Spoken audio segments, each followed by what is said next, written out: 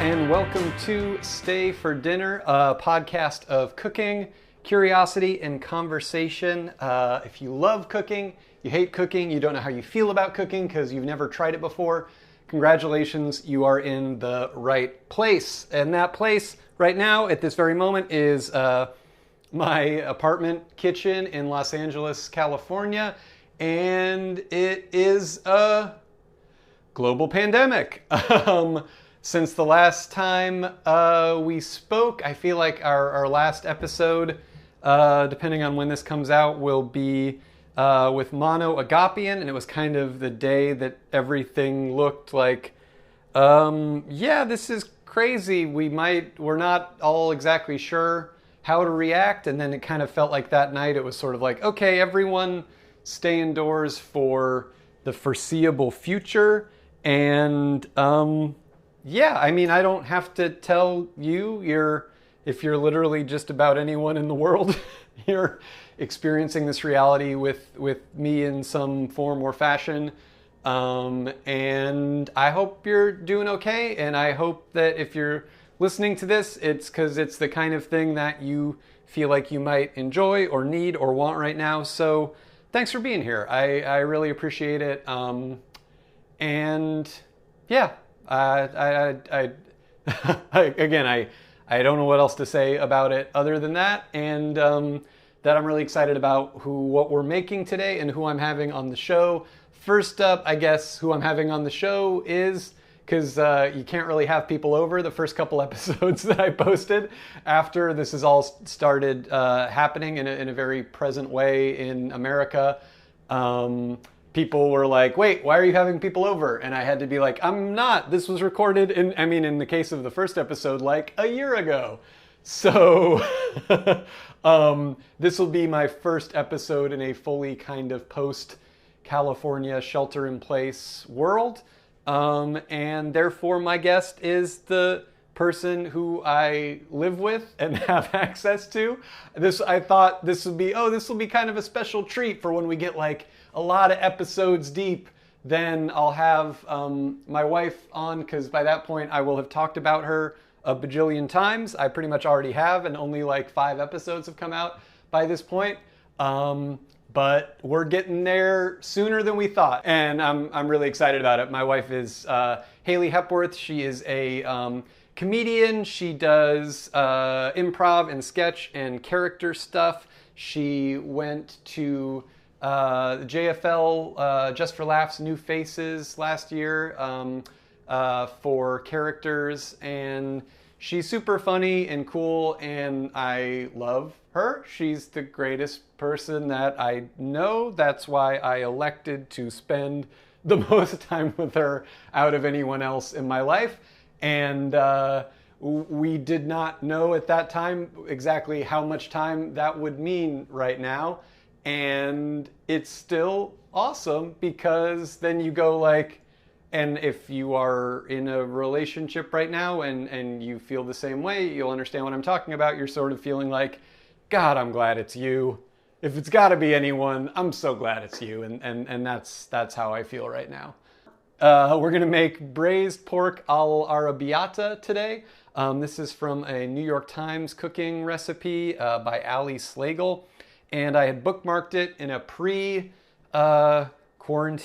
world, and I'm super happy to get to it. On our spaced apart shopping trip, Haley procured 2 slices of pork shoulder at Sprouts, and I am super happy that she did, because I love pork shoulder and I didn't know exactly what I was going to do with it. And it seems like nobody else did either, because she said like, yeah, there was just these like 2 pork shoulder slices hanging out, and so I grabbed them because I know you like it. And I kind of tried to figure out what am I going to do, and I had a little bit of analysis paralysis, because you don't know when you're going to get what you're going to get from the store the next time you're going to get it, and that's okay, because then that's kind of when the creativity or whatever kicks in. And in this case, I decided what I'm going to do is this recipe, because Italian food sounds super, super good to me right now. And this is going to be spicy and braisy, and it's going to last us for a couple days. And you can serve it with pasta, you can serve it with polenta, and I think I'm going to do polenta with it today. So a quick check of our ingredients. First up, sorry, I'm a little all over the place. I don't know if you can tell. You probably are too. I'm having a little hard time focusing on stuff these days. I think maybe some weird, sad part of me at the beginning of all this had a thought of like, I'm gonna be super fucking productive and emerge from this the best version of myself. And then you slowly realize, hey, the priority is emerging from it at all, and the people that you love emerging from it at all. And so just kind of focus on that primarily in keeping sane, and then you can worry about the other stuff later, but hopefully the other stuff is functioning mostly to keep you sane and happy and healthy right now, not like you have to become some sort of weird, I don't know, a weird egg that's just getting ready to hatch in whatever the world after this looks like and burst forth with maximal creativity and professional success. To quote the mountain goats, just stay alive. And eating food is gonna go towards helping us do that. And we're really grateful and lucky to have it. So let's make the best of it and this today. So like I said, quick check of my ingredients. We are dealing with, I have about 2.5 pounds of pork shoulder in 2 kind of steaks, and mine is bone in. I'm probably going to cut the bones out and save that for maybe make some kind of stock at some point, but the recipe calls for 2 to 2.5 pounds of boneless pork shoulder, trimmed of any more than 1/4 of an inch of fat. I think that the recipe writer is probably thinking you have it in, 1 big piece. I have it in 2 pieces. I still think it's going to work. Kosher salt, black pepper. The recipe calls for olive oil. But it also calls for a couple cans of fire roasted tomatoes, and I don't have fire roasted tomatoes. I just have regular tomatoes in a can. So to add a little extra bit of smokiness, I'm going to use something we do have, which is we always save our bacon fat whenever we make bacon, and it just keeps in the fridge and it's awesome. So instead of the olive oil, I'm going to use bacon fat, and that's going to be good, and it's going to give us a little extra smokiness and porkiness, so we're into it. Calls for 10 cloves of garlic. Again, we're adapting here. We had like a head and a half of garlic, and one of the halves was already starting to sprout and stuff, so I thought, let me use the rest of this. That ended up and save the rest, and that ended up being about like 6-7 big cloves of garlic, so I'm going to use that instead of 10. 1.5 teaspoons of red pepper flakes. And again, in terms of adaptation, the recipe calls for 3 14-ounce cans of fire roasted, crushed or diced tomatoes. I have 1 big can, 28-ounce can of just plain old diced tomatoes in tomato juice. So that's what I'm going to use. I think that's potentially going to be enough, and we'll see how it's looking towards the end. I have maybe some other options, could add some tomato paste in or something if I'm feeling like it's not liquidy or tomatoey enough. But again, we're adapting, and that's part of it. We can do that. Also calls for a cup of red wine. And then I also don't have, it calls for 5 basil sprigs. I just have kind of a limp little oregano plant that I've been vaguely trying to keep alive in our front yard. And the problem previously was that it wasn't getting watered enough because I was forgetting about it. And then we've had a ton of rain here in LA, which is great, but then it was getting kind of waterlogged. And now I have the opposite problem where it might be on the verge of expiring because it has too much water. What a problem to have. I picked a few sprigs of oregano, so we're gonna have just a little bit of a different kind of Italian taste to it. I don't know if it's then gonna be a super traditional all'arrabbiata, but it's gonna be what it is, and I'm excited about it. So first up, gonna preheat the oven to 350. And then I'm going to season the pork all over with salt and pepper. One other thing this process, if that's what you want to call it, has really highlighted for me, among all the other more important things, is how many paper towels I used to use. Really trying not to. Trying to use those reusable kitchen towels wherever possible. And then I'm going to turn on the heat on a burner to medium-high and place a Dutch oven on there. Or actually, I did that in the opposite order. I put the pot on first, then I turned on the heat. I'm safe. Pan's looking nice and hot. Gonna add my couple tablespoons of bacon grease. Again, your mileage may vary. By all means, use olive oil. As I saw Tom Colicchio say the other day on his Instagram, right now, oil is oil. So whatever cooking medium you have, feel comfortable with, whatever, by all means, let's use it. Okay, already smells bacony and amazing. Lay in one steak.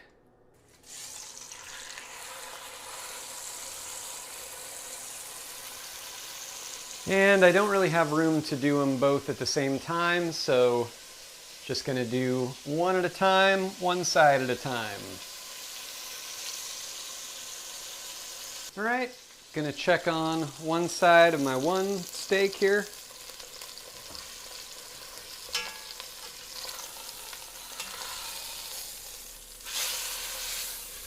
Oh, not nearly browned enough. Gonna wait on that. And in the meantime, I haven't smashed my garlic cloves yet, so gonna go ahead and smash those with the flat side of my knife, being very careful. Obviously, never want to injure oneself around the house, but trying to be extra conscious of it right now.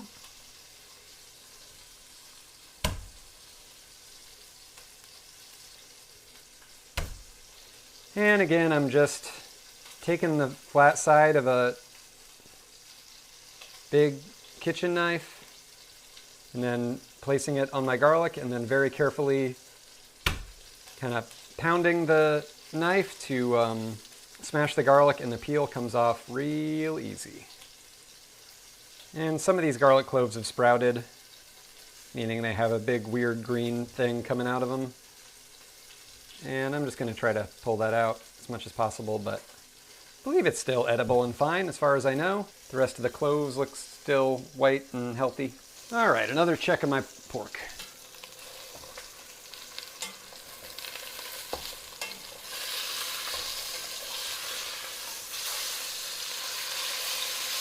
All right, nice browning on one side, so I flipped it to the other side.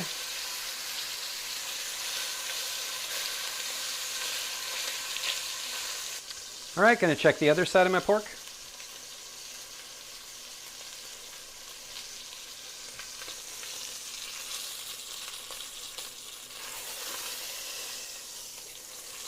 Can maybe use one more side.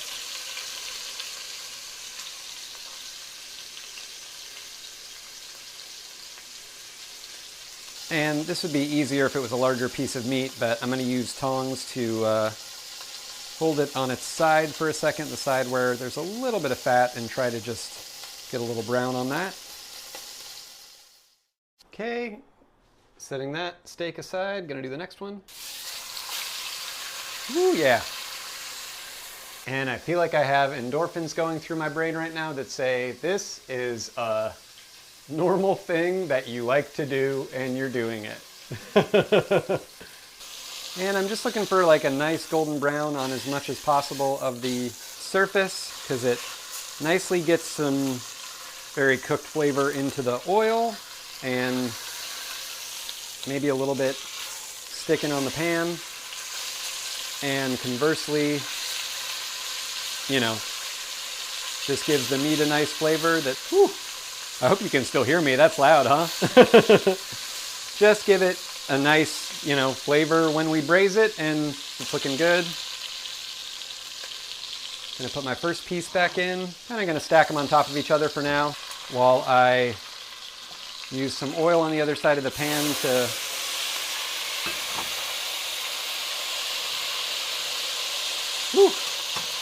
gonna turn my heat down, and then I'm gonna drop in my garlic cloves and my red pepper. Just kind of get all that fried up in the oil. Grab my trusty wooden spoon. Ooh, yeah, that smells really good. And then I'm gonna add my tomatoes. Stir it around. I'm gonna add my oregano sprigs. Again, stirring around. And my wine. Another reason this was a good recipe pick is because we had like a third of a bottle of wine hanging out. So it's gonna be a little bit more than the cup that is called for, but that's okay because I'm using less tomatoes. So it'll just, be good to have a decent amount of liquid in there. Stirring everything around. And then going to add a good amount of salt, good amount of pepper.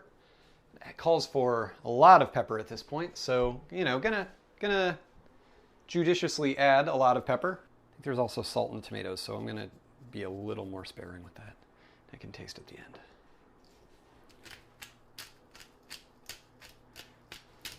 Gonna turn up the heat and bring it to a boil. And then once it gets up to a nice boil, I'm gonna throw the lid on it and put it in the oven until the pork is fork tender.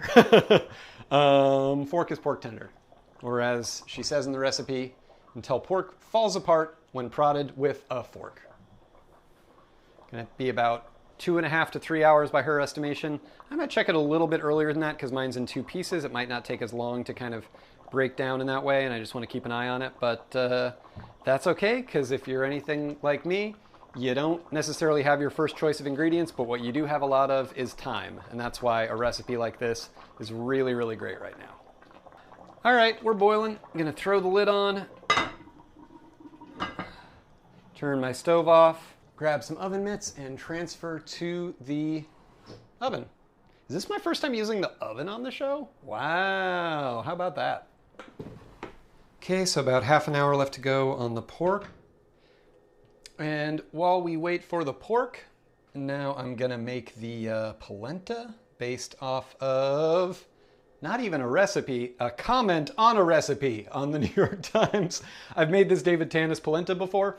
It's really good, but it takes a long time, and we're gonna eat sooner than this. The pork is gonna be sooner, so I'm gonna do a comment at the top. The guy says, Italian grandmothers notwithstanding, adding cornmeal to boiling water is an act of self-inflicted masochism. I spent 35 years in the cornstarch industry, and cornmeal is 90% cornstarch. No one in that industry would add starch to boiling water. The result will be a lumpy mess, which will require either patience or homogenizer to smoothen it. Simply slurry the meal in cold water and heat it to boiling with periodic stirring and hold for 15 to 30 minutes. Try it. You'll like it. And 459 people have said that that is helpful. When have 459 people ever been wrong about anything? Not once that I can think of. Thanks, Joe, the top commenter that is steering into my biases of wanting this to be done faster. That's how I'm gonna make the polenta right now. But again, you can make this with pasta, whatever. It just so happens that we have a little thing of cornmeal at the bottom of a bag, and I thought, let's use it. I think I'm ultimately going to make 3 servings based off of the ratios, but I have added like half a cup of fine grind cornmeal. It says you can use fine or medium, to 2 cups of water, I think. Yes, 2 cups. I've also added a teaspoon of salt to the polenta. And I just slurried it, by which I think he just means mix it. We will see, Joe, we will see. Okay, the water is now boiling. I'm just gonna kind of keep an eye on it for 15 and 30 minutes per Joe, the cornstarch industry magnate, retired. Also gonna stir occasionally. And I'm gonna grate a little Parmesan to throw in there, stir in there at the end. Just a little bit. And I've kind of adjusted the heat on my polenta. It's still definitely boiling, but since there's not much of it, I kind of have it at a medium, and that is being a extremely healthy boil. All right, that was the timer for the pork shoulder, so I'm gonna pull it out and see how it's doing. It's been like 2.5 something hours. I suspect it's doing pretty well because it smells really good. Ooh.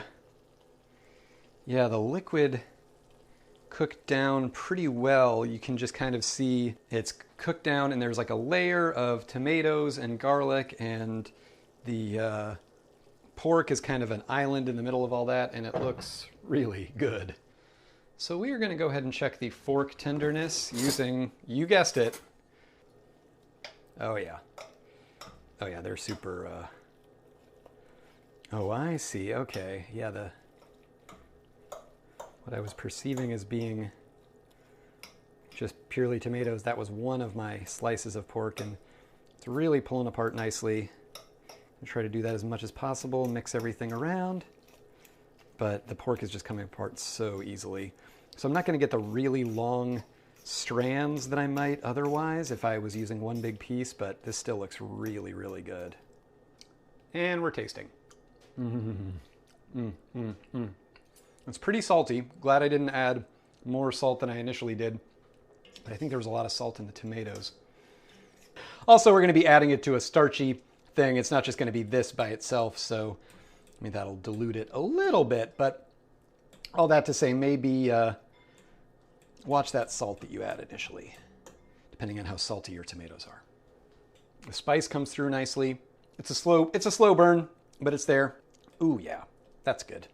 All right, everything's looking pretty good. I'm just going to dish some polenta into 2 plates and sprinkle a little bit of Parmesan on top of that, and then top that with the pork, and we should be good to go.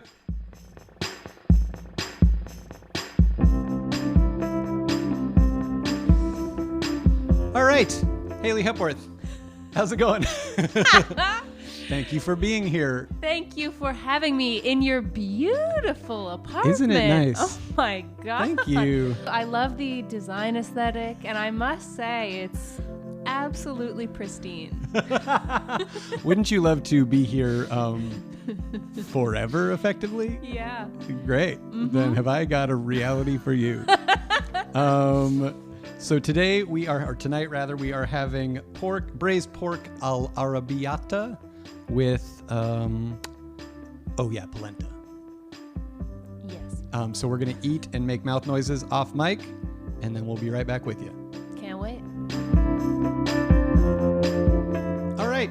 We have just finished our braised pork al arrabbiata, and my first question would be first reactions to the meal. How did you feel about it?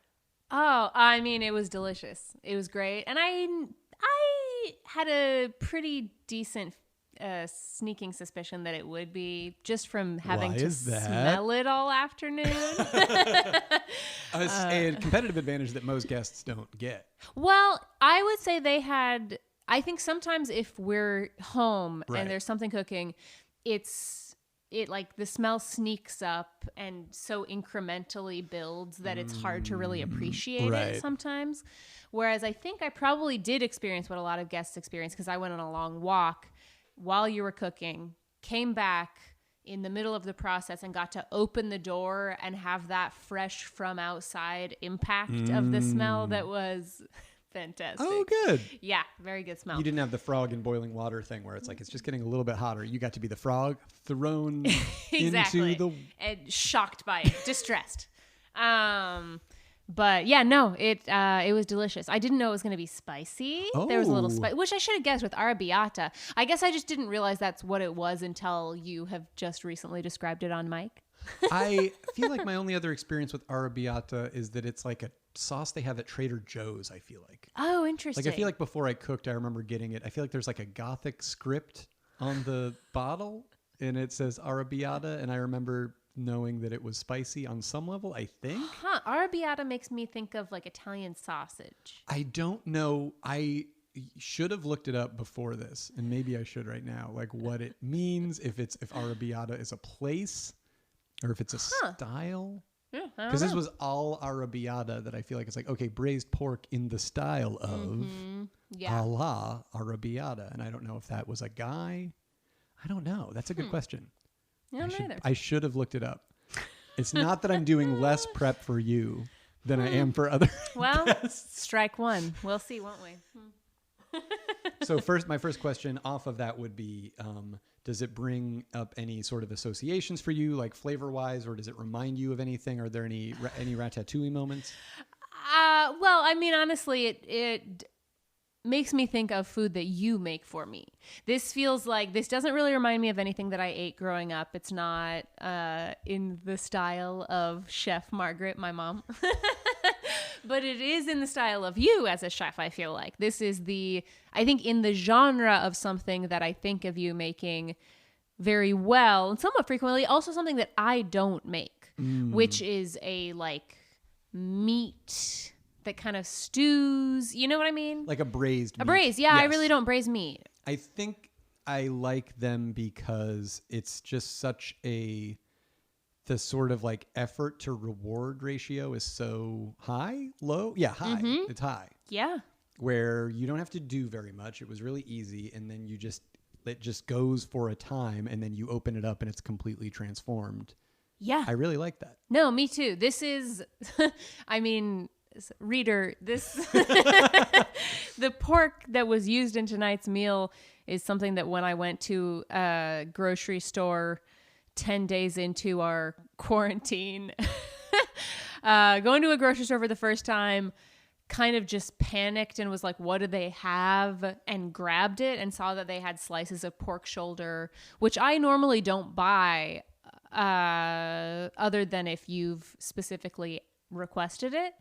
But I know that you've used pork shoulder before, so I grabbed it and wasn't sure how we would use it or what to do with it or what, it's just kind of, I guess, outside of the genre of the sort of thing that I usually make. So, but you do make that sort of thing for us a lot, and it was very good, very transformed. Never would I have imagined when I sadly grabbed that pork shoulder slice that it would be this beautiful meal, which I think this meal falls into a category of meal that I really like that you also do a lot, which is like just like big bowl of stuff. I invented it. No one's ever made a big bowl of stuff before me. I just love big bowl of stuff. It's which.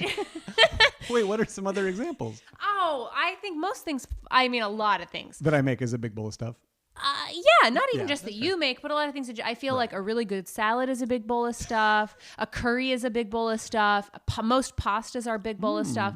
It's just something, I find it very comforting and relaxing to eat something that's all in one big bowl, and you can just kind of mix it all up and mix it all in. Right. And then just kind of have discoveries in the bites that you're taking without having to bring in intentionality to like cutting and thinking about getting a distribution of different ingredients in different bites in a different order. Right. So not like a sort of like there's a discrete protein and grain or starch or whatever and veg that are all their own thing on a plate. Yes. Which also I feel like it's only been in recent years that I even acknowledge or even realize that like you should do that you should like want to make like, I feel like early in my cooking life, it was more like I'm making a salmon thing and then I just made the salmon and then we eat it. You know what I mean? Sure. Like not being like, okay, there's a salmon and a veg and like potatoes or rice or, you know what I mean? Or bread or whatever. Like I remember I had consciously like, I think I'd heard that, but I had never really realized that was a thing. I was just like, I'm making this recipe. And then it would be like, and here it is on a plate. And it's just a standalone and it's just a item. Salmon. Yeah. I feel like that's so interesting because I feel like I mean, God, salmon and a rice and a thing, and the thing was always broccoli. Is I feel like one of the absolute cornerstone meals of like my childhood Chef Margaret, my family growing up. So tell me about, for those of us who don't know, for those of us who are not familiar with, can you tell me about sort of your food culture growing up, like in the household? The question I would normally ask, and I'll ask it now, is like growing up, who did you see cooking around? Like who's cooking? Usually my mom, and occasionally my dad. His specialties, I think of him as like a breakfast. He would do like weekend breakfast. He's in charge. Usually that's a cottage cheese pancake, which is a family recipe I really love. So much that I feel like even now, after years of having normal pancakes, I just don't like them very much. They seem dry, one-dimensional. Dry, which is funny to say that about a pancake. But yeah, I don't know. But the cottage cheese pancake is so good. Can you take us through a cottage cheese pancake real quick? Yes. For the uninitiated? This is my dad's specialty that I think was, I want to say, a recipe he got from either his mom or his sister, Tanya, I believe is the story. The cottage cheese pancake is, and it can be scaled up or down, but the ratios are cup of flour, 3 eggs, a cup of cottage cheese, a cup of sour cream, a pinch of salt, a pinch of sugar. And if I have a blueberry, I should throw it away, or? Honestly, that was something we didn't really grow up with blueberries in there. What we grew up with was the plain pancake and then boysenberry syrup, which is fantastic. That was the classic preparation. It's really good, but it is a dense. I'm sure people who grew up on like fluffy buttermilk pancakes would gripe with it being called a pancake, or I don't know, but it is a pancake. It's just dense, and it has a dairy base, so it's kind of like tangy. Yeah. I mean, you've had them. Oh, I've had them, and I love them. And we haven't had them in a while. We got to have those again. Next time we come across some cottage cheese. Yeah, next time we can justify. Next time we can justify a special trip to the store just to get cottage cheese. But so, and this is where geographically that you're growing up? Boise, Idaho. So that's something we would make with my dad. My mom is very sporty. She's, I mean, truly, she's a world-class athlete. She does Ironman triathlons. She's amazing. She did, we this year went with her to Nice for the half Ironman World Championships. Last year, she was ranked number 1 in the world in her age group. She went to Kona. She's amazing, but she has always, as far as I've known her, been a very, very athletic person. And a lot of that extended into very healthy eating.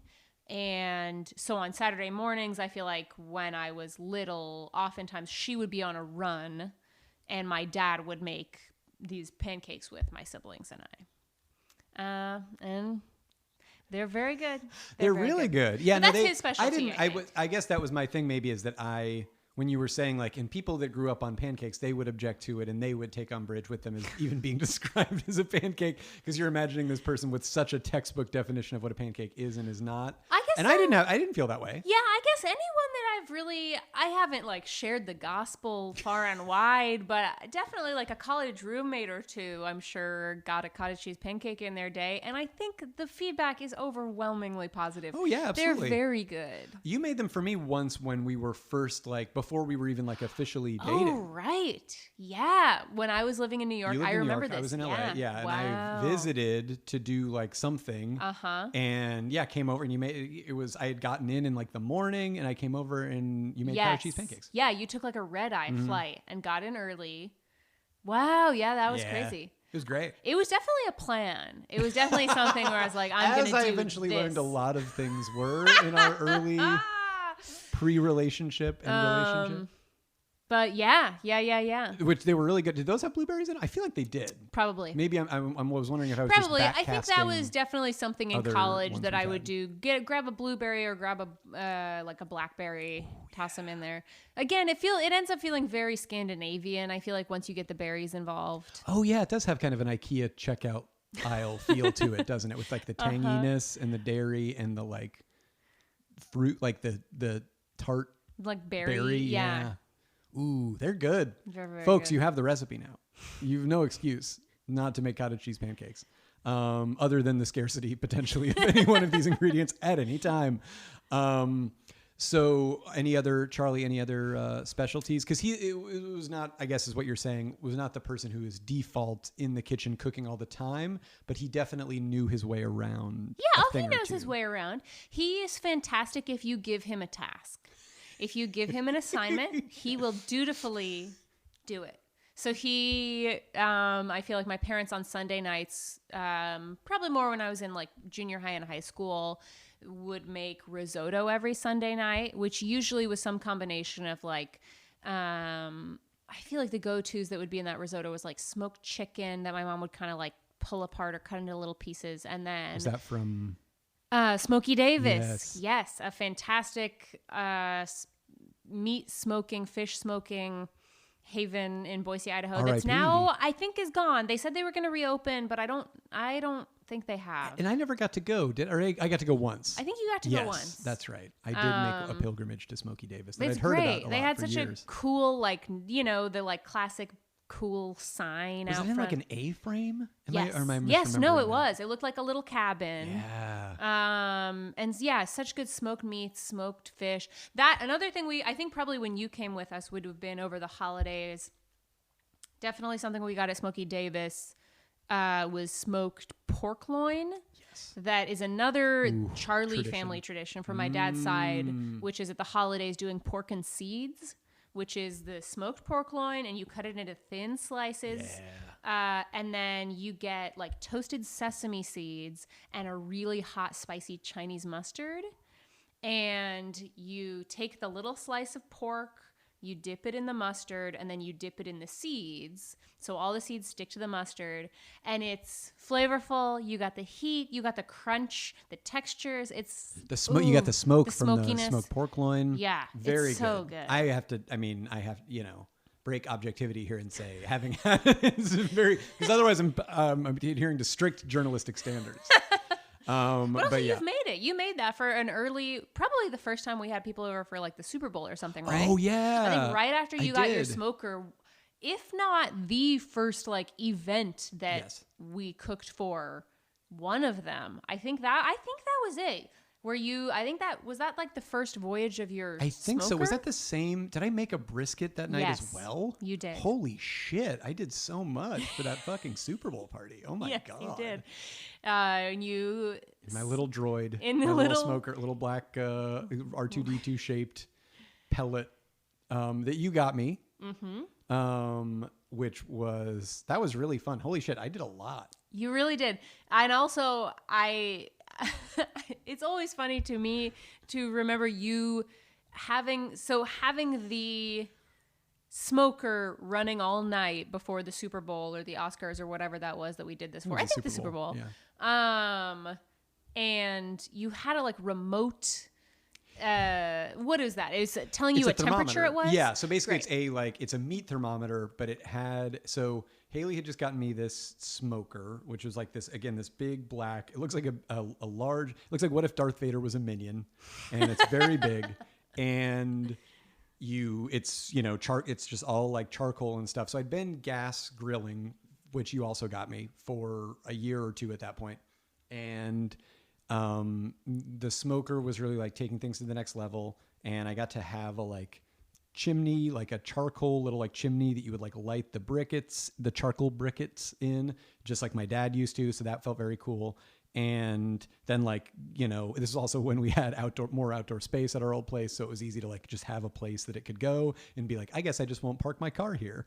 And for the duration, which was a sacrifice I was more than willing to make. And also you can't really go anywhere because it's you're going to be smoking this, you're going to be watching this thing for 18 hours or something. So it basically was a meat thermometer where you would put a little metal probe into the smoker itself, because as I would read on AmazingRibs.com, Meathead, the webmaster of AmazingRibs.com, a community I never thought I would belong to, the political affiliation of many of its members I don't want to know.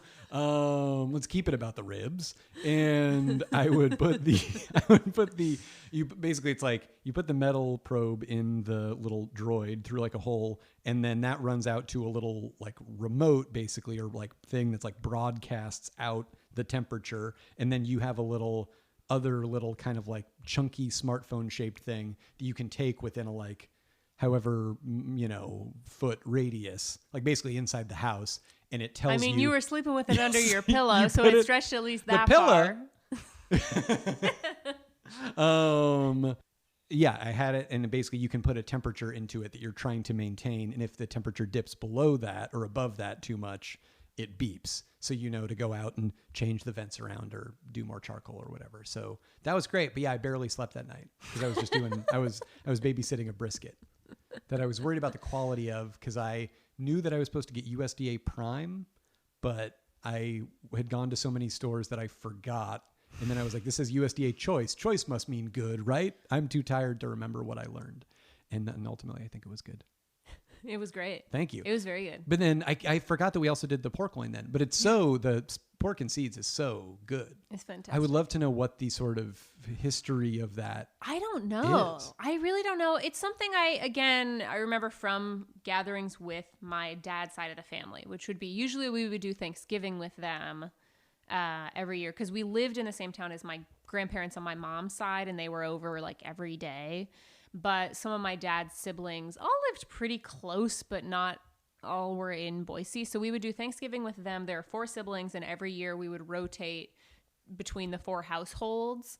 And people generally had their staples that they would bring, as far as like, oh, Aunt Leslie always does the fruit salad or whatever. But the host would always do the turkey. And then, my Aunt Janet made just these incredible, still makes these incredible banana cream pies. Ooh. Just the best. But that would be, I think of that as being just like an appetizer would be like the pork and seeds and shrimp cocktail, Bloody Marys. Ooh. Like when everybody shows up at noon, but we're not really going to be eating until flavors. 4 or 5. I like it. Yeah, totally. Mm-hmm. Some strong flavors and some booze. God, for Idaho, yeah. Yes. Oh, absolutely. You're coming in hot because the mustard, for people that, the mustard is hot. Mustard. Yeah. It's a hot mustard. So much so that it led to us one year doing, between your family and my family remotely, the Pork and Seeds Challenge, where I think, did you guys send me back from Idaho to Arizona with a smoked pork loin from Smokey Davis and then the hot mustard and the seeds, and then everybody in my family got to do the pork and seeds as well, and it was just about how much spicy Chinese mustard can you get on the pork loin when you dip it. Mm-hmm. And it caught on. It went viral between our 2 families. Up to 12 people did it, and there's funny videos of them tearing up. Guys, hashtag Pork and Seeds Challenge. Let's bring it back. Check it out on our private text feed. Any other Charlie culinary specialties, as you recall? Again, you were saying, sorry, you set him in front of that risotto. You set him in front of that risotto with the smoked chicken and usually a little like Spanish chorizo as well. Right. And any, peppers or veg or whatever is around.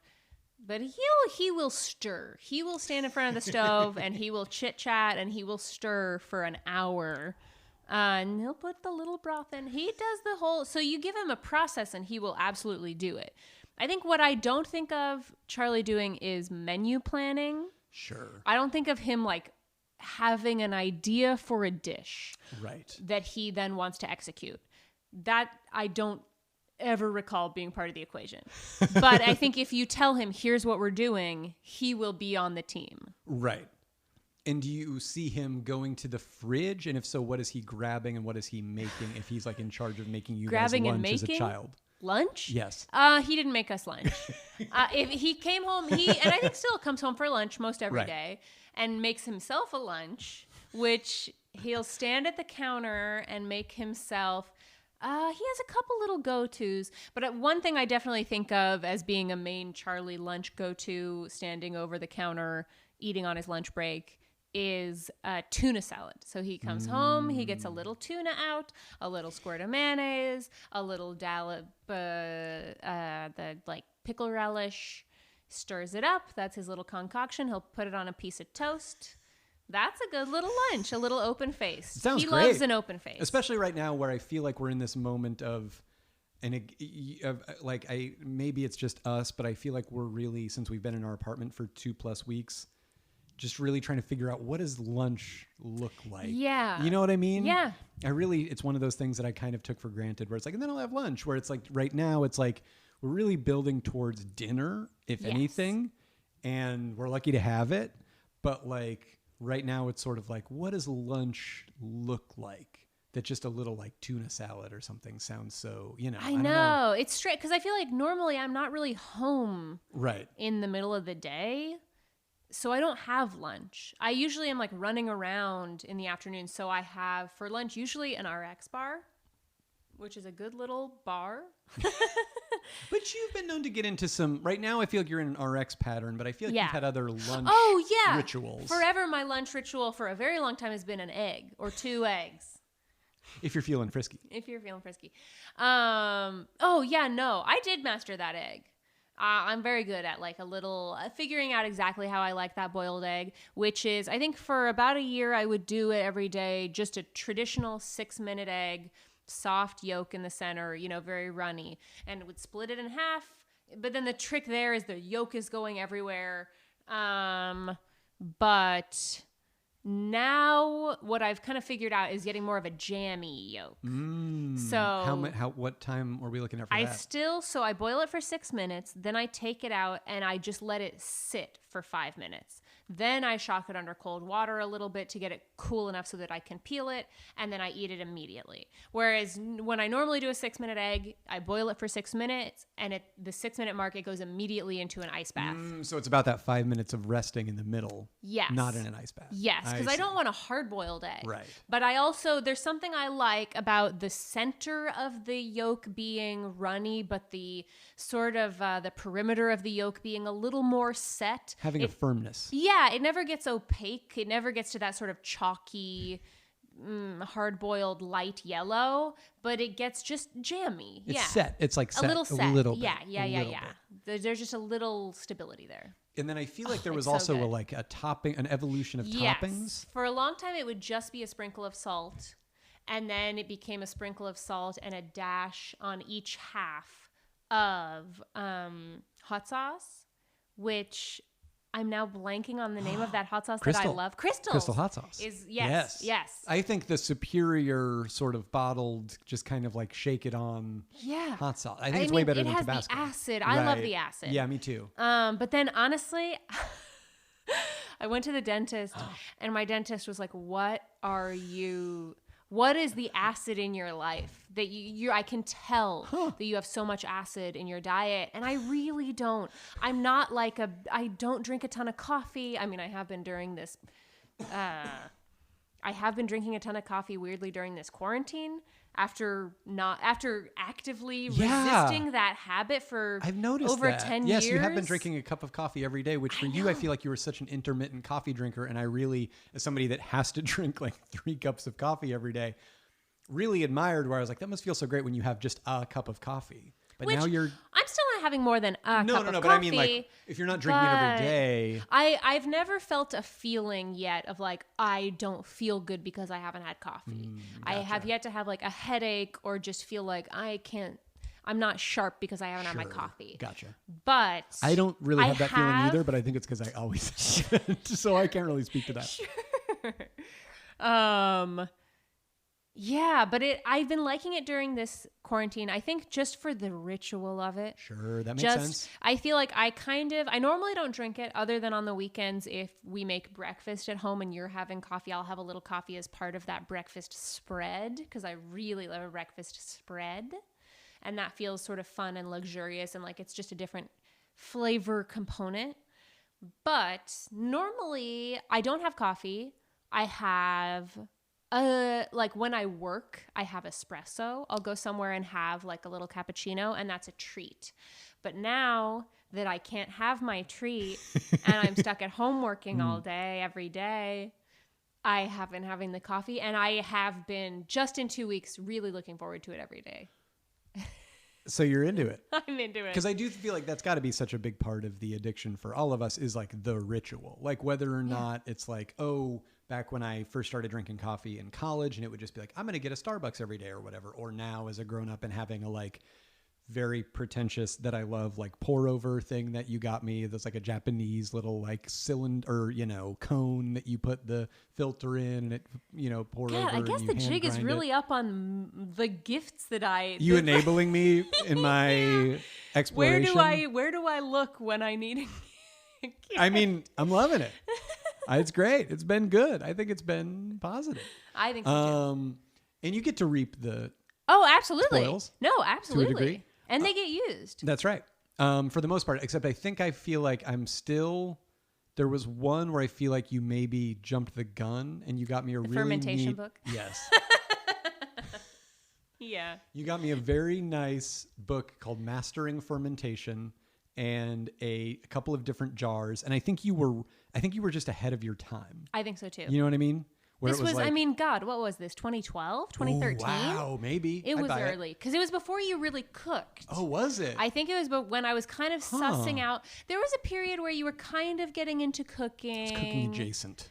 Yes, but I was still doing most of the cooking. This is also the same time period that I got you the grill. Where for a while, I would say the first year that you had the grill, I still did most of the indoor cooking, and you were out on your grill, but you were there a lot. That makes it sound like you were giving me fake cooking projects to do, like, and then I'm in the store inside doing the real cooking. He's out on the grill. We really need your help on the grill. We haven't plugged it into any gas or anything like that. Oh, it's thank you, DC. What a beautiful grilled chicken. Good work. It's just a can. Can you tell? There's no heat. Yeah. I've just been rolling it around with a spatula. Wow, very nice, DC. I did it. Nice. Fantastic. Good work. Here's a sticker. Let's telescope all the way back out to the dentist. The dentist is like, "What are your acid? What's your acid connection?" The only thing I could really think of, and I will admit, I like acid to eat. Like I like to, as a component in a dish. I miss it if it's not there. Just a little spritz of lemon or vinegar or something. But the only real thing I could trace back to what is acid in my everyday diet to the degree that in the past 6 months my dentist is mad at me, and the only thing I could come up with is that Crystal's hot sauce, because I was having it on my lunch every day, the dash of Crystal's on the egg, and it's so good. It's really good. You do it right in the center, so you split the egg in half. You do a dash in each side, and then it kind of mixes in with the yolk and gets very good. You do a little sprinkle of sea salt. Oh, it's very good. And then I feel like your MO evolved a little bit more. Yes, at a point. As they say. Well, here's where I got in trouble. After I went to the dentist and got the acid feedback, I was trying to figure out how to eliminate. Not to be confused with an acid flashback. No. This is acid feedback. The trip was pretty surreal. Could have been more surreal. That's how square I am. I have no acid specifics that I'm just like, it makes things surreal, right? That's groovy, what it is. Baby. You can't see it, but I'm wearing a full cop uniform. Where I was like, I gotta switch it up. I like my egg routine, but I can't keep doing the crystals every day. So I was at Trader Joe's and I saw that they had that everything bagel seasoning and thought, okay, I want some flavor. I've graduated, or I think maybe honestly what it was is that I was like, I've done just the plain egg with salt for at this point maybe 2 years, and I'm getting a little over it, and that's where the crystals comes in. It's really sort of gives it a different profile, makes it exciting again. So that if I sub out the crystals, maybe I do a sprinkle of this everything bagel seasoning on the eggs, and that can introduce some more flavors there that, again, it's just a dash of something, which I did, and I liked it, and it was pretty good. But then I don't know why. It must have just been my defenses were down. I was tired or something. There was a day when I did the egg, the seeds, and the crystals and got them all in this sort of little menage a trois, and it was fantastic. So then that became... The standard was everything. The standard was everything then. Everything egg bagel. Yeah. Yeah. Man. Here's what I'd really like to get back to. Please. Is something that I toyed with. I only did twice fairly recently, and it is so good, is marinating the eggs. Right. Because I feel like why I end up doing the egg in the middle of the day is I want a little protein, and I'm craving usually something that's like savory. And it's hard to get a small savory bite. I feel like oftentimes where it's like, if I want a little something sweet, there are options for that. Like there's a little granola bar, or there's a little something savory is kind of hard, I have found. Also because I don't know. I guess that's not true. People will do like a little like string cheese or something, but we don't get string cheese. I want something so savory.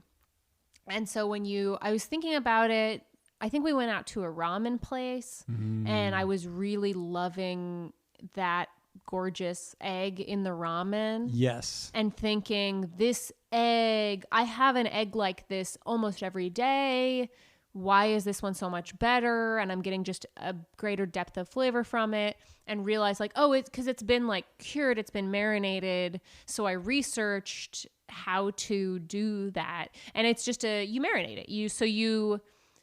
I think people will like hard boil them. I did do my sort of middle soft boil thing. It's fine. I've survived. We don't testify to the medical. I don't know if there's something to like, and the this CDC isn't is safe kind of to busy have right now, the so they yolk can't evaluate soft it. when you're marinated. I Like, don't know. Right. Well, I guess that would be the FDA. I mean, but it seems fine because it's cooked in there. It's fine. Or the white's cooked through. It's the white fine is cooked for us, through. we'll It's fine say. for us, and that's a risk that, frankly, I'm comfortable taking, and I have to take to live my life. But yeah, did a little soft boiled eggs, and then I think it was maybe I don't remember what the recipe was on, but it was just there. I found a couple different variations, and then as I often do, we'll kind of be like, if I'm setting out to make a specific dish, maybe read a couple different versions of the recipe and see who is taking what liberties in which direction, and then kind of from those figure out like, well, which of these is most appealing to me? Also, which of these corresponds with what we have? And then, so made a marinade that I think was like soy sauce and rice vinegar and like a sesame oil and some chilies and garlic. And then you kind of like heat that up, bring it to boil. And then you have your eggs that you've just soft boiled or done, I think you're supposed to hard boil them. I soft boiled them.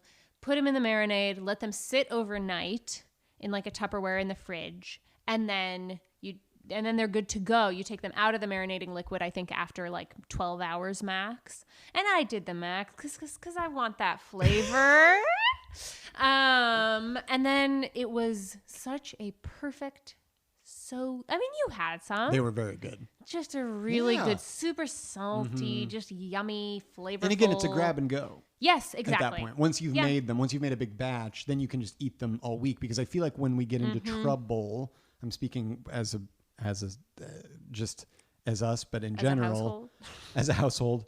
But I feel like personally, when I get into not trouble with lunch is when I don't have like a good plan, and I'm just like, I'm trying to make lunch at home, I would say. Yes. Like back when but like when we had more options, it was definitely just like, and then, okay, maybe today I'll get lunch somewhere. But like, I feel like if you're trying to make lunch at home, but it's like, we don't really have anything. What am I going to do? That's really when it's cannot be great. And you can end up with a not terribly satisfying lunch.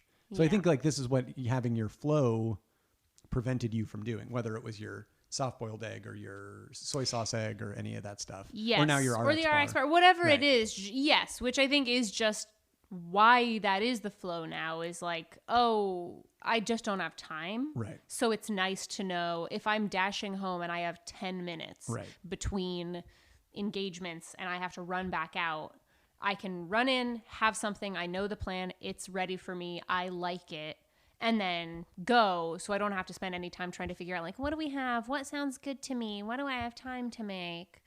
Oh no, we're out of turkey?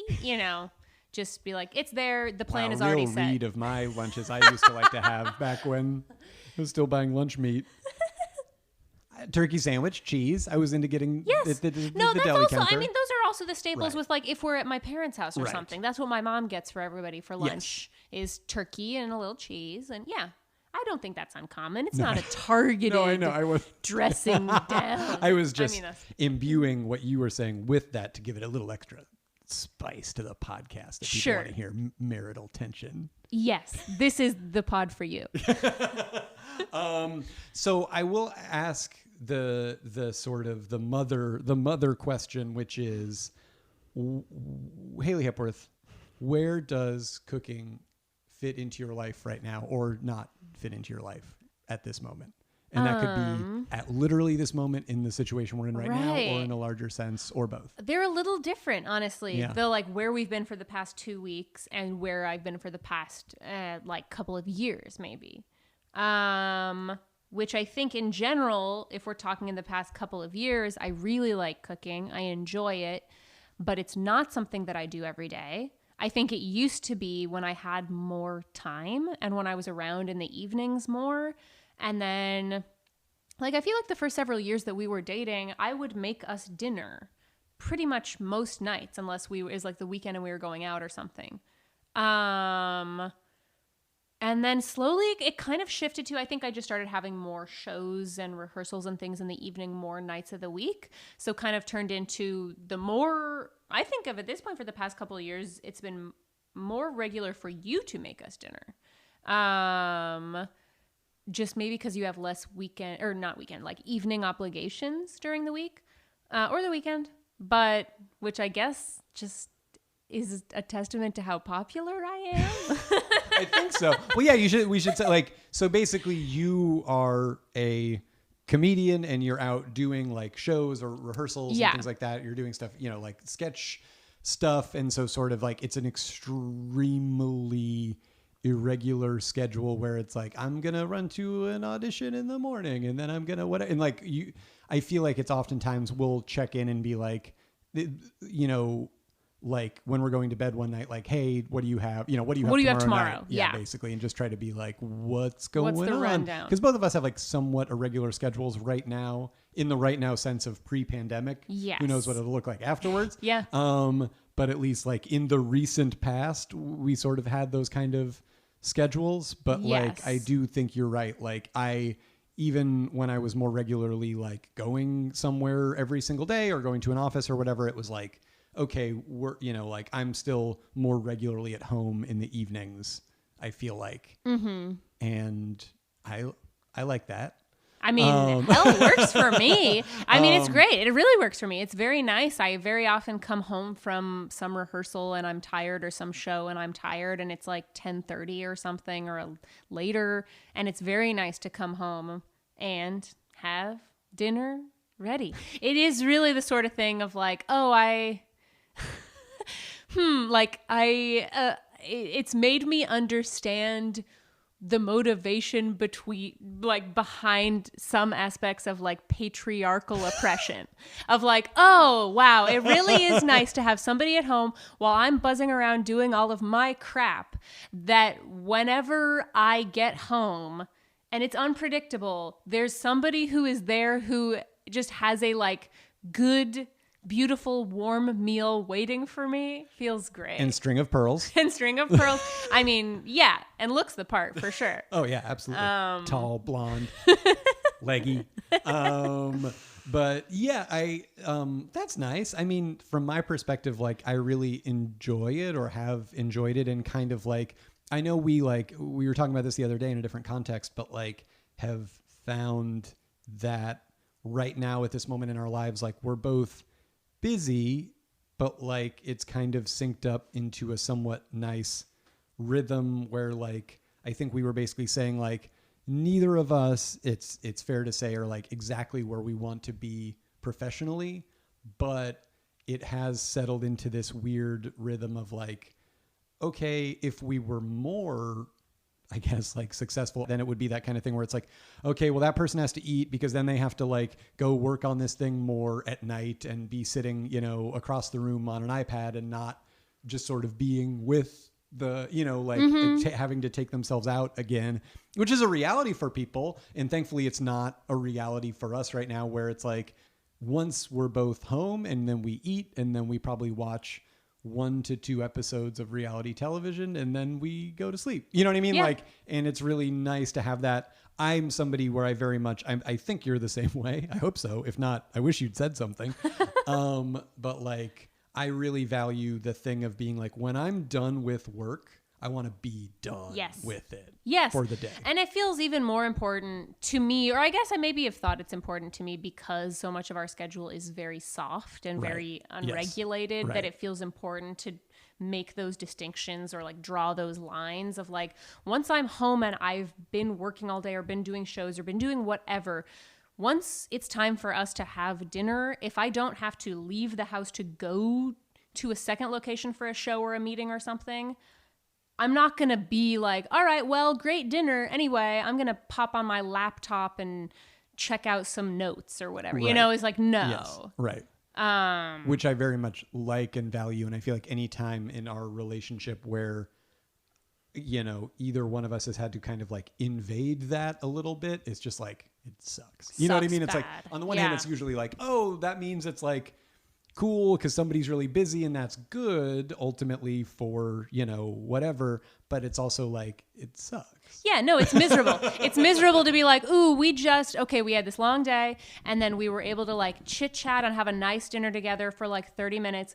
Now I would love to get to continue like unwinding this evening with you, but instead actually I have to record some like VO audition or something like that sucks. Yeah. I hate that. I know.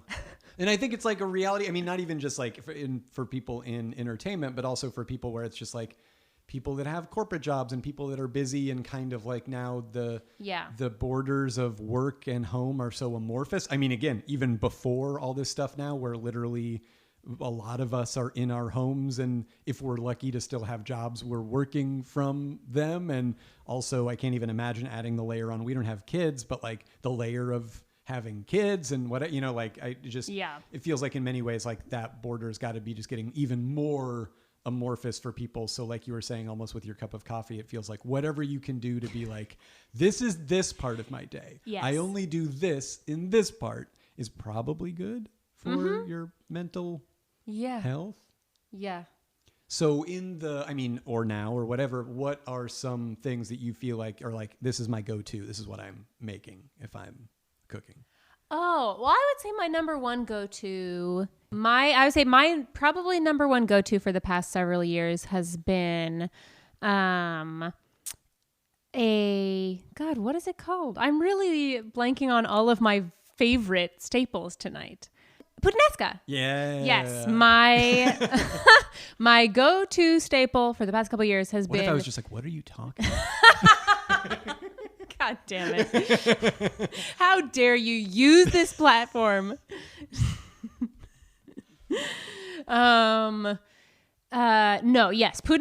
I love puttanesca. I love making puttanesca. It just is a like easy, quick, which I think is also just the origin of it is, what it's supposed to be. Is like, it's simple, it's stuff we have at home, and it's just really good. Because it also, again, it has all the stuff I like that we were discussing, where it's like, it has the acid, it has the brininess. It's just delicious, which is like a pasta.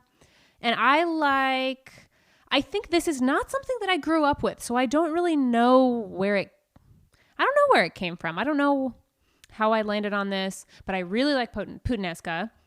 And then I also did not grow up with this method of pasta making where it's very sort of like integrated and finished in the pasta water, and the sauce is all very, very, kind of becomes as homogenous as possible. Because I feel like growing up, we would definitely do like spaghetti pretty regularly, but it would be like, okay, there's the strainer in the sink with noodles, and then there's the pot of pasta, and everybody dish yourself the amounts of each that you would like. But I feel like this puttanesca recipe taught me how to do the version of making pasta, which is the like, you finish the pasta in the sauce and you integrate the boiling water and and really just, it's simple and there's no real division between pasta and sauce. How do you make your puttanesca? Like what's the Here, the method, please, to the madness. The method that I use for puttanesca is, I think, adapted over time from, I think originally the puttanesca recipe that I found was like a Nigella Lawson recipe that I liked, and then kind of just fussed with it over time to make it my own. But what I do is get a couple anchovies and really kind of like mince them down and smash them into a little bit of a paste, which is fantastic. And then mince up some garlic, and then start the pan, kind of hot pan, a little dash of olive oil, not too much. Get the anchovy paste that I've just made in there. Get the garlic that's minced in there. Get a couple dashes of like red pepper flakes in there, and kind of get that working. Keep it moving so the garlic isn't getting too browned or whatever. Just kind of let that be the base.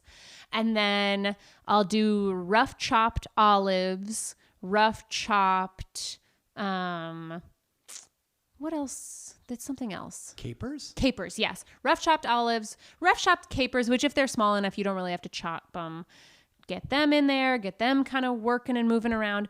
And then I grate tomatoes over. So get like tomato over a box grater and kind of grate it in there to get the juice. So there are no real like chunks of tomato, but just the tomatoey flavor and all the moisture from the tomato is all kind of like integrated in there. And then kind of get that stirring around and moving around at the same time that you're boiling the pasta. And then get the pasta in there while it's still a little under. And so then pre-package direction time. Like, yes. So if normally you would do your pasta for like 6 minutes, I'd pull it at 4 minutes or something and get it working in the tomato mix with all the stuff. And then get some of the pasta water in there to kind of see, so it can continue soaking up the liquid. And then, kind of get that. And just kind of get it like, I think that's it. Kind of get it working and kind of get it all absorbing. What's your take on a little knob of butter? Well, I'll get there. Oh, sorry. DC. We weren't there yet? I mean, I guess we are. No, we are. But yeah, get it absorbed the amount you want it absorbed so it's all feeling right. And then absolutely toss in a little knob of butter at the end just to take the edge off. The pasta's had a long day. It has. We just get a little fat in there, a little silkiness in there, a little, noodles with butter goodness in there. And then finish with, and this is very key, I think, parsley. Healthy topping of rough chopped parsley over the top. This is making me realize I think we have some parsley in the fridge, and I feel like we have to have this before the parsley goes bad. Yeah, we do. You know what I mean? Yeah, we do. We do have a decent amount of parsley. Uh-huh. I wonder what our tomato situation is looking like. We'll figure it out. We'll figure it out. Stay tuned. For literally probably I think we next have everything week else on the podcast. When your guest is one of our cats. They're trying to be right now. I don't know if you guys can hear it in the background. We'll get there eventually. And then eventually it'll be like 1 week it'll be like you and one of the cats, and then it'll be like just the cats, and it'll be like people are like, we like this version. We love it. And then it'll be a week where it's just a recording of our neighbors fighting or something. But yeah, it's so good. I love that pasta. It's extreme. I mean, speaking from the experience of having eaten it a ton, it's fantastic. And I feel like we've made it a few amount of times where it's like, we have the stuff to make it. You're going to be out of the house, so I'm going to make it. And I feel like you always have to tell me how to do it every time. Like, I feel like even now I was like, oh, right, yeah. And then you put in that, like, I feel like every single time it's like, okay, take me through it again. Whatever. Now you have it recorded. Exactly. And here's the divorce. This was all I needed. Well. No. Well. Hey, you understand. Yeah. Good timing, though, as far as the whole quarantine of it all. In terms of, yeah, absolutely. And just the dynamic in the home. Uh-huh. Sweet. Yes. Yeah, it's so good. And it does have that like brininess and the just whatever. And it's just I feel like the finishing in the sauce part, that's particular. I feel like you're extra good at it, but that's definitely now my preferred way to eat pasta. It's it's all one thing. It kind of, the starchiness and everything, Yum. it's good. I mean, I just made it the other night, not this puttanesca, but it is the perfect format for my new favorite recipe, which is just, I mean, hell, you've eaten it twice in 2 weeks. It is just spaghetti in this preparation with the pasta water, with a little knob of butter, with my new favorite ingredient that I'm very obsessed with and truly craving all the time over the past month, Vegemite.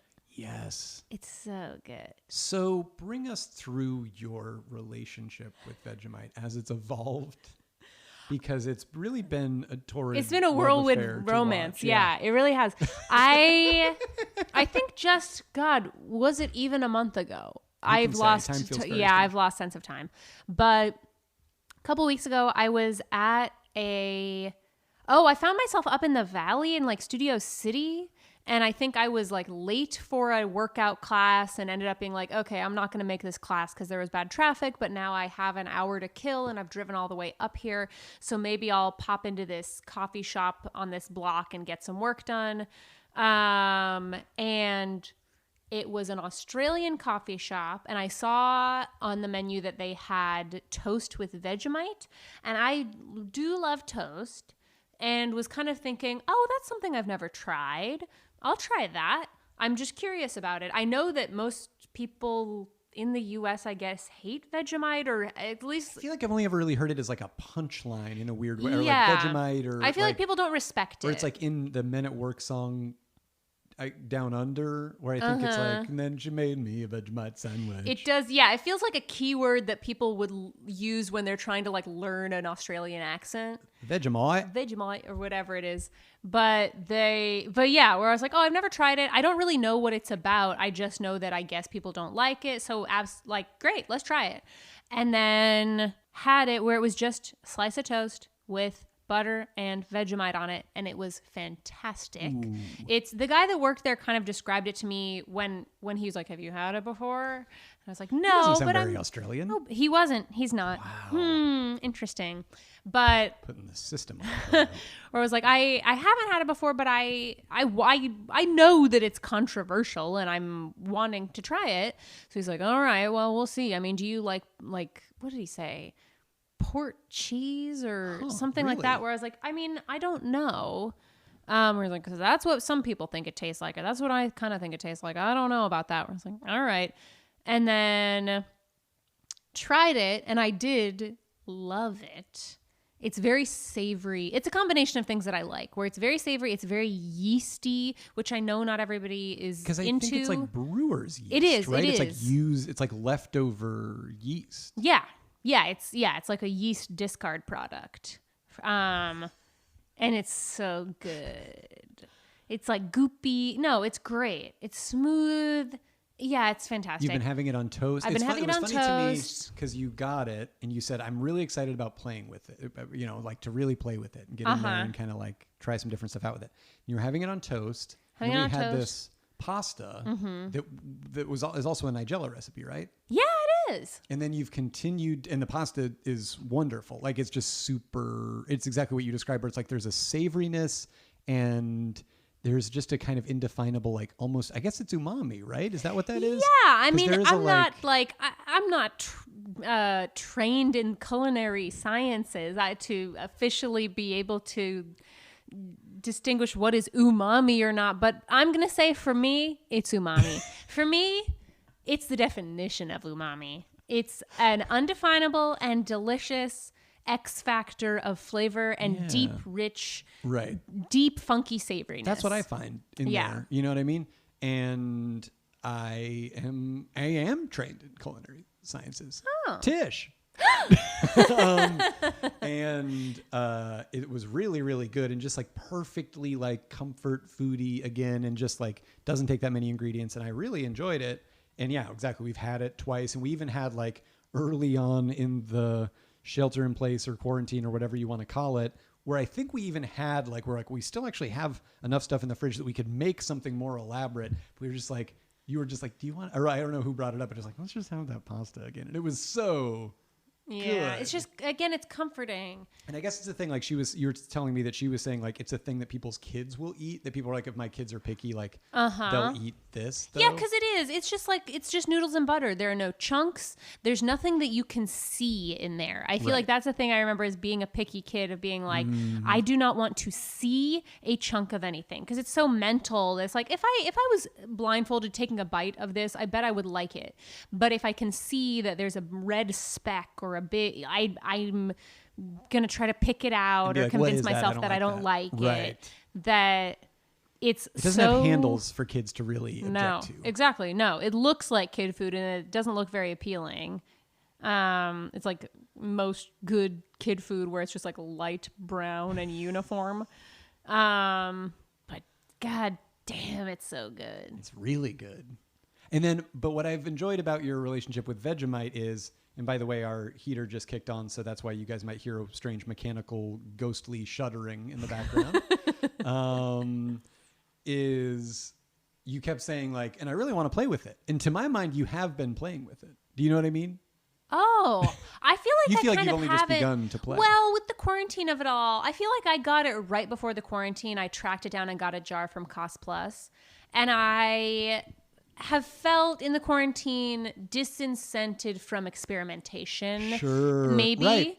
As much as I would be normally, because I don't want to waste anything, or I don't want to make something that's like, nah, we're, you know? Right. I do. I So know I've what you maybe mean. been playing it a little safer. With just what we already know we like, which is like the butter and, with toast and butter. Just and simple. the It's just pasta. simple Right. and good. And I'm not wasting it in a recipe that's going to suck, or I'm Right. not, you know? But what I could see in the time when after this is all over, hopefully if we make it through and we just have everything's great and we have Vegemite coming out of our ears, I could see it being, and it might even be coming from like a Kenji Lopez thing, is I feel like it's a good something you can put like a teaspoon or a tablespoon of in like a soup or a sauce. Absolutely. And you're not going to pick it up really at the end. Yes. It's just adding like an undertone. Yes, I have been thinking about that. You know what I mean? I can't remember what we made something in the past week that I was thinking this maybe, if we're questioning whether this needs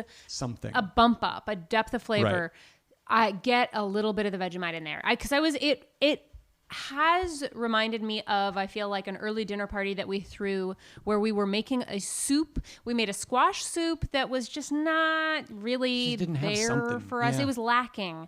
It was flat. Mm-hmm. And so we really kind of went to town experimenting with things that we had in the house because it was too late to go back to the store. Right. So we were kind of pulling out like, I don't know, what do we put in there to get a little more flavor, to get a little more depth, to kind of play with this thing and try to round it out and try to build it into a more satisfying flavor profile, which was a very fun little project, even though we were like under the gun and having people over. But this is exactly the sort of thing that I thought like, ooh, this is that X factor that we, I think on that day we're looking for. And then since then have used other little things or have figured out like, ooh, a little dash of Worcestershire, a little fish sauce. I think in a lot of things where we throw in a little fish sauce, this could be a strong contender for similar benefits. I'm realizing, I think I used, whether it was Vegemite or Marmite it's like in Kenji Lopez's turkey burger recipe. Oh, where he basically goes because there's such a meatiness to it. Yeah, it's basically like you roast a eggplant for a really long time, and then you scoop out the insides and you stir that in to give it a kind of extra moisture and meatiness to bump up the turkey. And then you can also, it's like a combination of like, I want to say it's like anchovies, Vegemite, Marmite, and it's like you're only ever going to have like 2 of the 5 things that he recommends on hand. But even then, I feel like maybe I got some, maybe when we were in Idaho, I can't remember. Maybe. But it's a good burger. It's a good burger. But Vegemite is fantastic. I look forward to, is there, when you were saying like, I'm going to play with it, do you have a sort of like, this is the thing I would love to do with it in mind? For Not really. I haven't really sat down and plotted with it, but I mean, hell, I have the time. So, and also listeners, if you have a particular Vegemite application that you like, because I was thinking about it with the quarantine of it all and everything. It's obviously extraordinarily far down on the list of concerns or things to think about or worry about. But I was like, on the one hand, you think about times like this when people are, and this is what we're experiencing right now in LA, to speak for literally just ourselves and people, I think in our immediate like peer group, is like, doesn't remotely relate to like the actual depression when you literally can't get food and people have no money and whatever. But what you do have right now, and I think a lot of people probably have who still thankfully have access to lots of food, is like, you're not going to get your first, second, or third choice on a lot of things. So you kind of have to like experiment or play around. And on one level, that's really fun and cool. But then also I was weirdly feeling the other day like, I kind of want to experiment with such and such. And then I kind of felt like, maybe I shouldn't, because what if it's bad?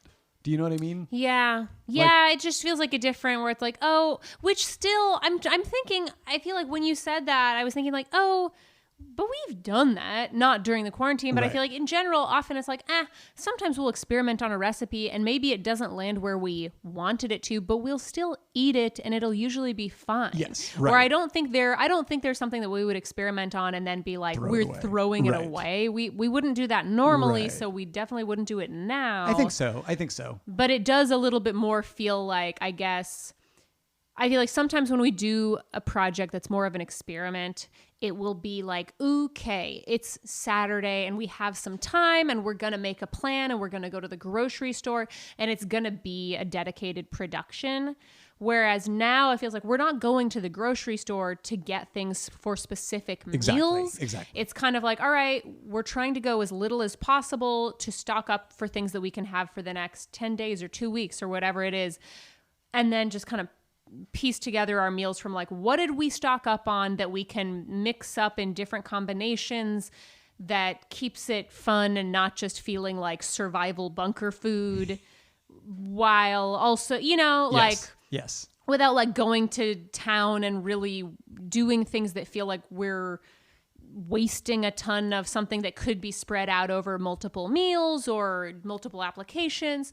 I don't know. So in that sense, it does feel, I guess that's where the experimentation feels somewhat limited to me, but also maybe just more opened up.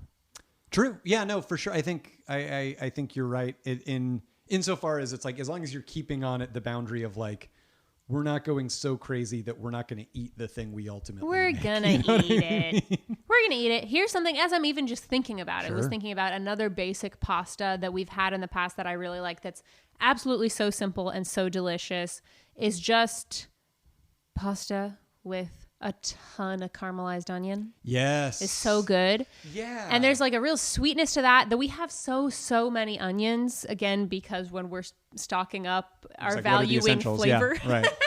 Yeah. What are easy ways to get flavor in so many different dishes? It's so versatile. Exactly. Onions it's cheap. are in everything. Yeah. And Everything something that is bad, you can make it it good with onions. right. Where I'm wondering like, I wonder if that's kind of a step is the first very conservative step in experimenting with the Vegemite would be some sort of hybrid of simple pastas of doing a like Vegemite and a shit ton of caramelized onions because they have all that sweetness and then there's the savoriness from the Vegemite and then we get those in there to play with a little bit of butter and who knows what happens, but I really think it would be good. You might just have to throw it to be continued right there. Haley Hepworth, thank you for being here and maybe being here for a long time. Thanks for having me trapped in our house. Do you need your parking validated? Nope. Love you.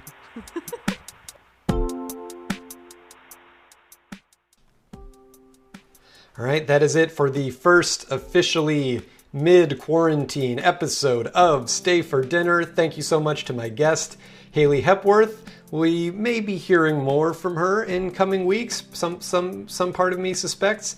And if you liked the show, please rate and subscribe and do all the things you do wherever you download podcasts. If you cook along at home, please tag us. We are on Twitter at Stay for Dinner, on Instagram at Stay for Dinner Pod. I am on Twitter at DC Pearson. I am on Instagram at DEECEE Pearson. And the intro music is July 4th, 2004 by Jason Anderson. And my interstitial music is by Advance Bass, the amazing Owen Ashworth. Be talking to you guys next week. Bye-bye.